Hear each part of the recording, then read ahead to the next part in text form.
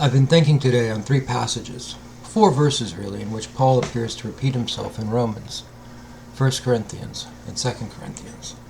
They translate as follows. Because the love of Christ holds us together, deciding this, that one died on behalf of everyone. Therefore everyone died.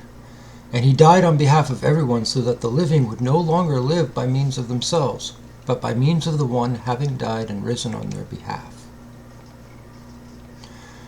Because just like with Adam everyone is dying, so also with Christ everyone will be made to live.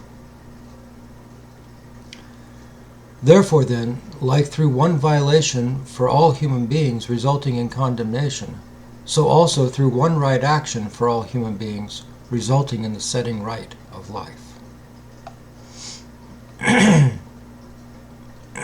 Sorry. The chief word in these passages which catches my attention is the word, just 3 letters in its lexical form in Greek, as its counterpart in English is also 3 letters. It's the word pas. It means all, or also everyone. That is, everyone as in excluding no one. Furthermore, the context in which Paul writes this reinforces that he means every single human being, unless there are some human beings not descended from Adam. As Paul writes, because just like with Adam, everyone is dying. This is the context of who is included in the group which follows. As there is no human being not descended from Adam, and therefore dying, so also there is no human being who will not be made to live by means of Christ. Just as every human being was affected by Adam's violation, so also every human being will have their life set right because of Christ's right action. Just as the one died on behalf of every human being, so also every human being died, so that the living would no longer live by means of their own devices, but by means of the one having died and risen on their behalf.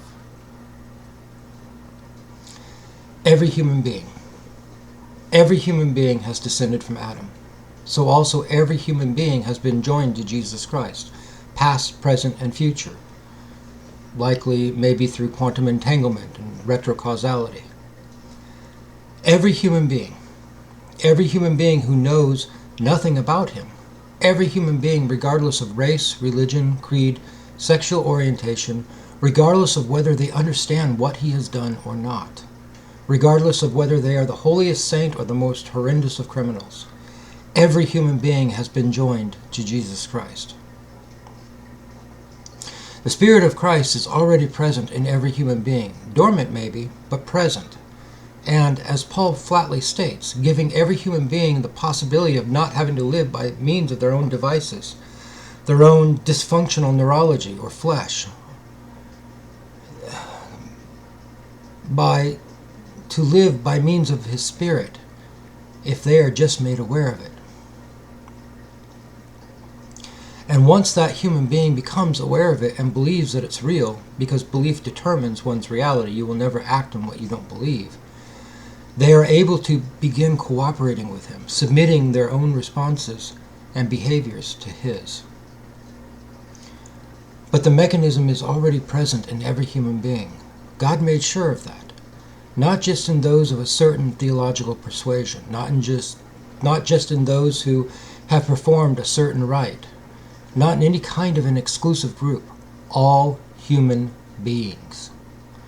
All they have to do is open their eyes to it, and God's own eternal life is theirs, ready to flow within them, through them, and overflow to everyone else around them. The only human being who will not benefit from this is that human being who deliberately refuses to open their eyes to him.